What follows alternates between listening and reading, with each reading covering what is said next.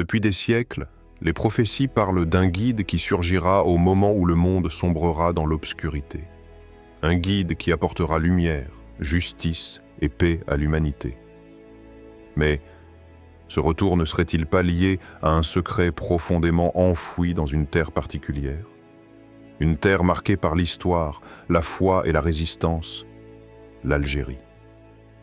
Aujourd'hui, nous allons plonger dans les mystères d'une nation méconnue, mais peut-être choisie. Un peuple silencieux, dont le rôle pourrait dépasser ce que l'on imagine. L'Algérie détient-elle vraiment la clé cachée du retour du Mahdi? Prépare-toi à un voyage entre histoire, spiritualité et prophétie, pour réveiller ta conscience et questionner ton cœur. Un peuple marqué par la prophétie. Au cœur du Maghreb, là où le sable rejoint les vagues de la Méditerranée, une terre s'élève entre silence et tempête. L'Algérie. Un nom qui résonne avec force et mystère. Mais derrière ces reliefs accidentés, ces villages figés dans le temps et ces peuples fiers, une question plane comme un souffle venu de l'invisible. Et si cette nation portait en elle une clé oubliée? Une clé qui ouvrirait la porte du retour du Mahdi, le guide attendu par les cœurs éveillés? L'histoire de cette terre est une prière gravée dans la douleur. Colonisée, divisée, blessée, mais jamais brisée. Chaque pierre de ce pays a été témoin de larmes silencieuses et de prosternation dans l'obscurité. Ce n'est pas seulement un pays, c'est une mémoire vivante, un cœur palpitant d'espoir sous les cicatrices. Et dans les coins reculés, dans les zaouïas effacés du monde moderne, des voix discrètes murmurent « L'Algérie n'est pas qu'une nation, c'est une préparation, une gestation spirituelle. » Ce peuple, souvent ignoré ou réduit à des clichés, a traversé l'humiliation sans perdre sa foi.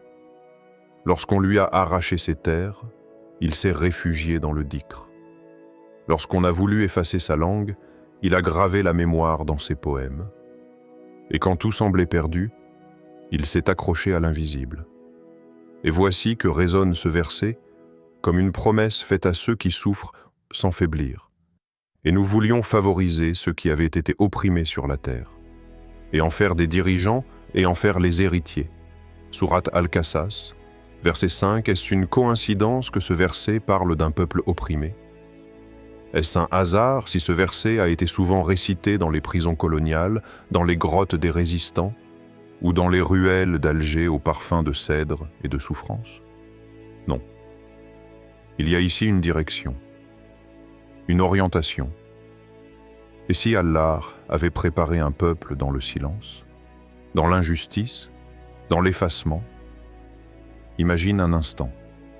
Chaque génération algérienne formée dans la douleur, chaque mère priant dans le noir, chaque moudjahid tombé sans peur. N'était-ce pas un tissage sacré? Un long processus divin, imperceptible, mais précis?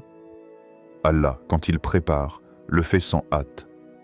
Et les peuples qu'il choisit pour les grandes missions sont d'abord brisés, puis reconstruits avec lumière. Histoire inspirante. Un ancien savant, soufi d'Alger, retiré dans une zaouïa oubliée du Djurdjoura, racontait souvent une vision qui hantait ses nuits. Il disait « Une nuit, entre veille et sommeil, je vis un homme en blanc. Son visage était caché par une lumière douce. Il me prit la main et m'emmena sur un mont. C'était l'Aurès. Là, le vent soufflait comme un chant ancien. Il me dit « Écoute, car ici, la voix du temps parlera à nouveau. » À son réveil, il sut que ce n'était pas un rêve ordinaire. Depuis ce jour, il pria chaque nuit pour que les jeunes du pays n'abandonnent pas leur foi, car il disait « Le peuple qui endure sans se corrompre, Allah le façonne pour porter un secret. » Et toi, qui écoutes, t'es-tu déjà demandé pourquoi ce peuple continue de vivre avec autant de feu dans le cœur, malgré les trahisons, les crises et les silences du monde?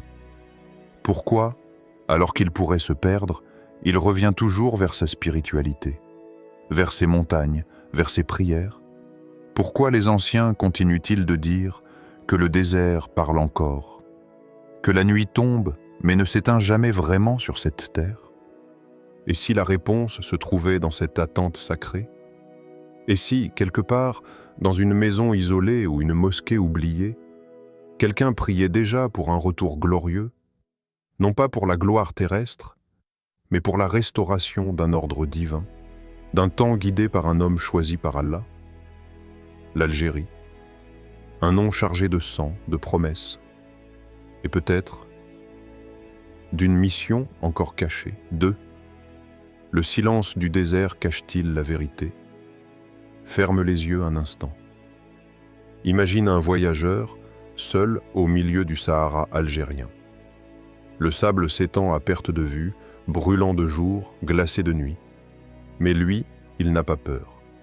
Il ne cherche ni oasis pour sa soif, ni trésor pour sa richesse.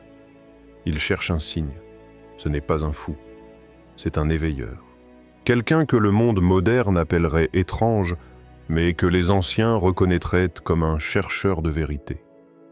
Il marche sans direction apparente, mais avec une conviction enracinée au plus profond de son âme. Cette terre murmure quelque chose. Le désert, ce n'est pas un vide. C'est un livre sacré sans lettres. C'est une parole silencieuse. Il ne parle pas avec des mots, mais avec la patience. Et dans son silence, des vérités anciennes se réveillent.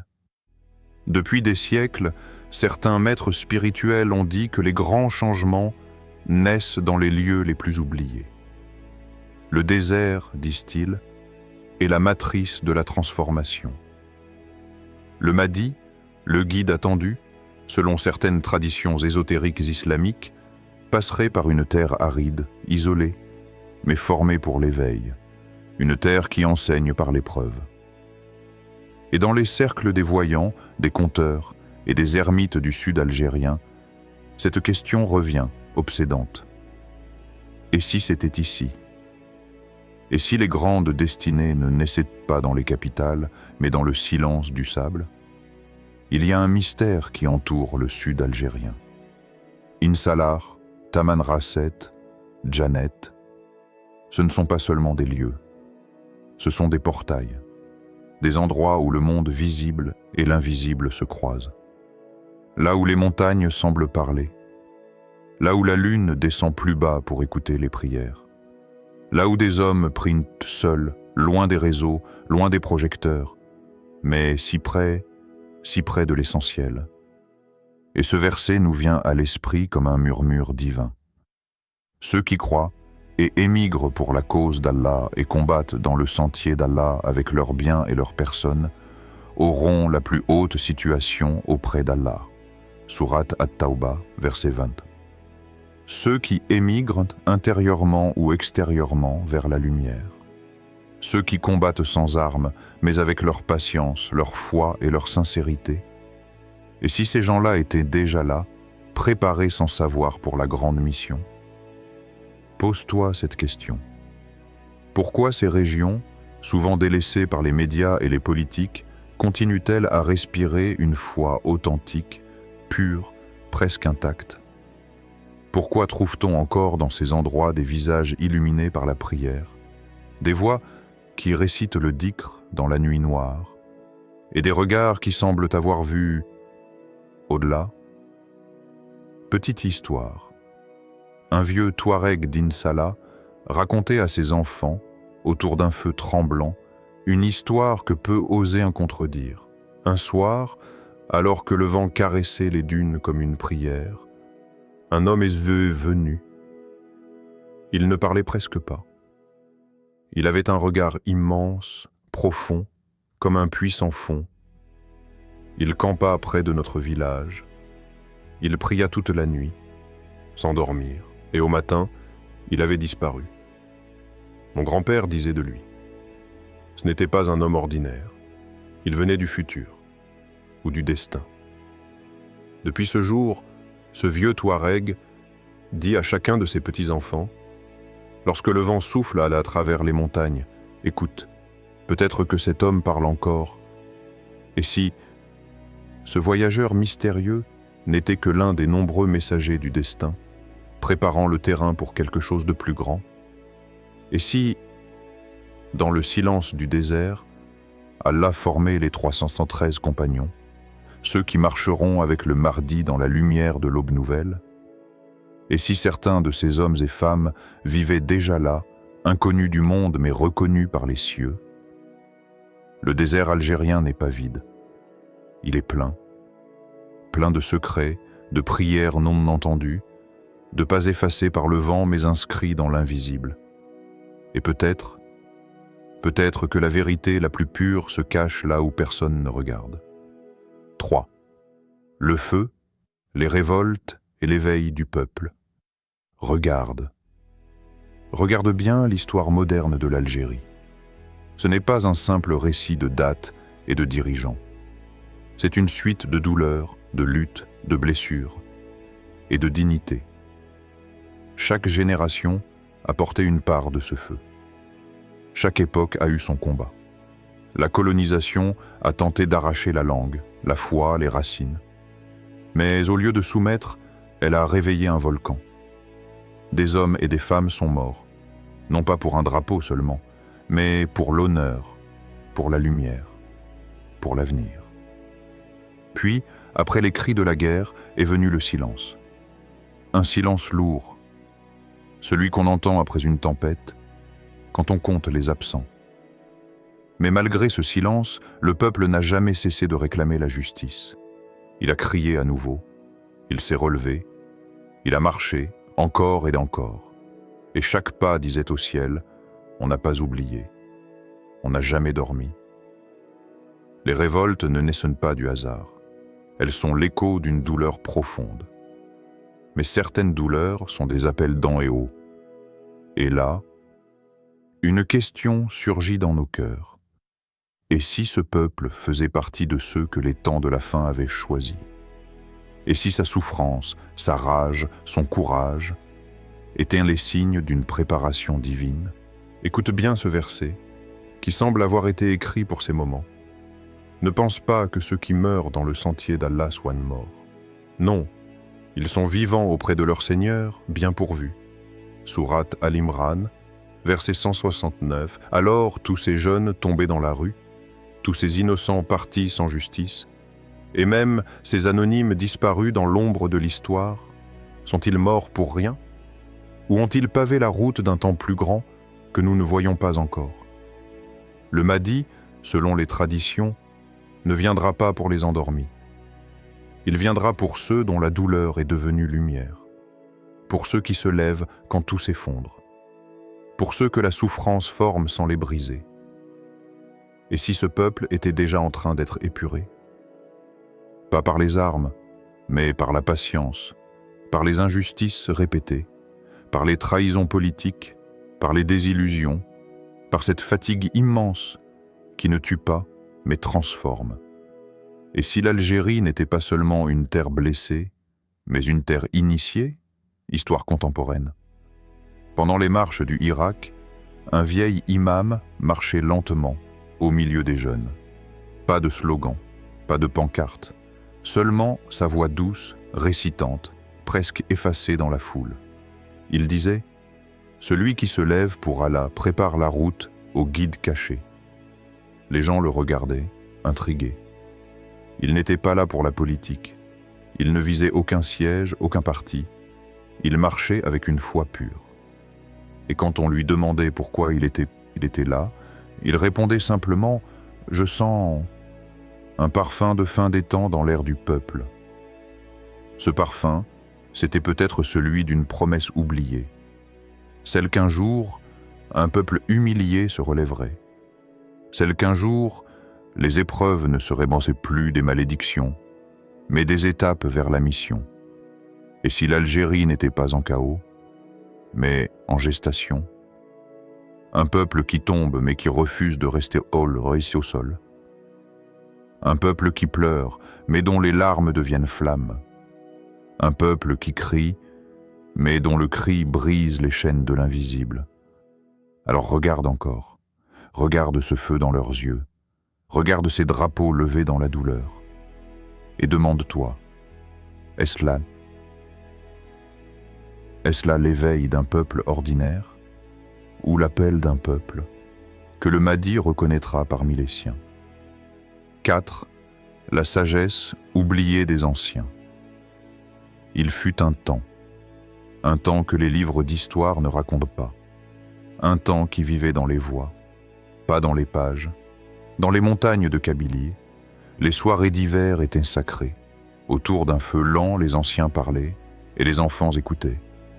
Mais ce n'étaient pas de simples histoires, c'étaient des chants, des prières cachées sous des mots simples, des sagesses soufflées comme un secret au creux de la nuit. Ils racontaient qu'un jour, l'humanité s'éteindrait de l'intérieur, que les cœurs deviendraient froids, les âmes perdues, les dirigeants aveugles, et qu'alors, dans ce tumulte, se lèverait un homme que la lumière précéderait, un homme attendu depuis les origines. Mais ce n'est pas ce récit-là qui marquait les enfants. C'est ce que les anciens ajoutaient en chuchotant « Il viendra d'un lieu oublié, d'une terre que les puissants méprisent, mais qu'Allah chérit en silence. » Et alors, tout le monde tournait les yeux vers les collines, vers les villages isolés, vers les sentiers poussiéreux, vers l'Algérie de l'intérieur, celle qu'on ne montre pas, celle qui vit dans les prières des grands-mères et le silence des mères. Et ce verset revenait souvent comme un souffle divin sur ces récits, et quiconque place sa confiance en Allah, il lui suffit. Allah atteint ce qu'il se propose. Sourate At-Talaq, verset 3. Est-ce que ces mots étaient des prophéties ou de simples rêves de berger? Mais aujourd'hui, en regardant ce peuple, en sentant la foi qui n'a jamais quitté les maisons, malgré la pauvreté, malgré l'exil, malgré les trahisons, on se demande, et si c'était vrai? Et si cette terre, blessée mais debout, était celle dont parlaient les anciens?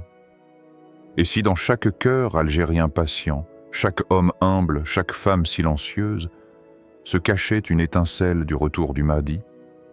L'Algérie n'a peut-être pas de tours brillantes, mais elle a des montagnes qui portent les prières.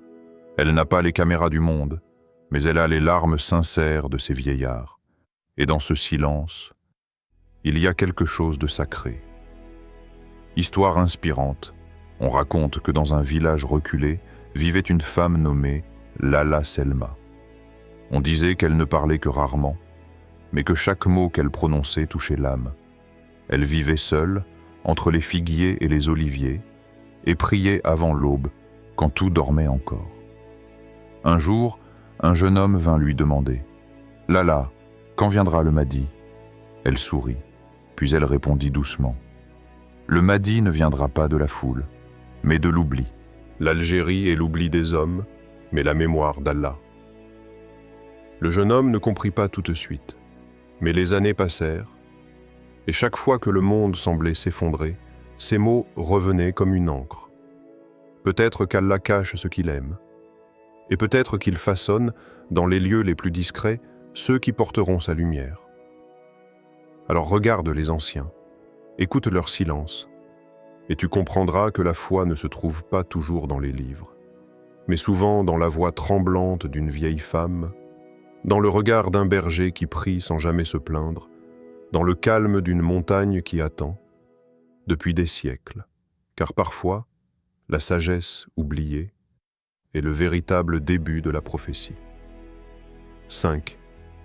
La promesse d'Allah et la responsabilité du cœur algérien. Au peuple d'Algérie, toi qui portes la mémoire des montagnes, le souffle des déserts et la force des rivières, écoute ce message venu des profondeurs du cœur. Cette terre, ancienne et sacrée, n'est pas un simple territoire.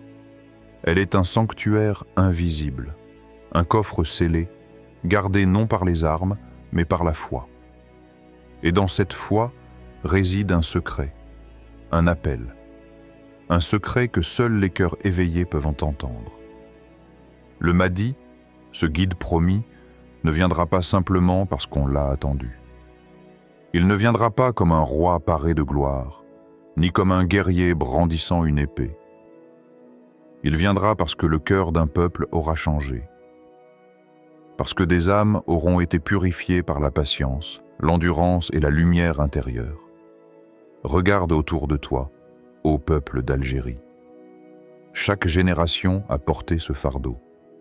Chaque prière murmurée dans l'obscurité est une pierre posée sur le chemin du retour. Chaque larme versée dans le silence est une goutte d'eau qui irrigue ce désert spirituel. Chaque acte d'amour, de justice, de courage forge l'armure invisible qui protégera le guide. Allah dit dans sa sagesse éternelle: Allah ne change point l'état d'un peuple tant qu'il ne change pas ce qui est en eux-mêmes. Sourate Ar-Ra'd, verset 11. Ces paroles ne sont pas un simple rappel, elles sont un décret divin. Un appel à la responsabilité, un défi à l'âme. Toi qui écoutes, tu n'es pas un simple spectateur de l'histoire. Tu es un acteur, un gardien, un porteur de lumière. Ta foi, ta sincérité, ton combat intérieur comptent plus que tout. Pose-toi ces questions profondes.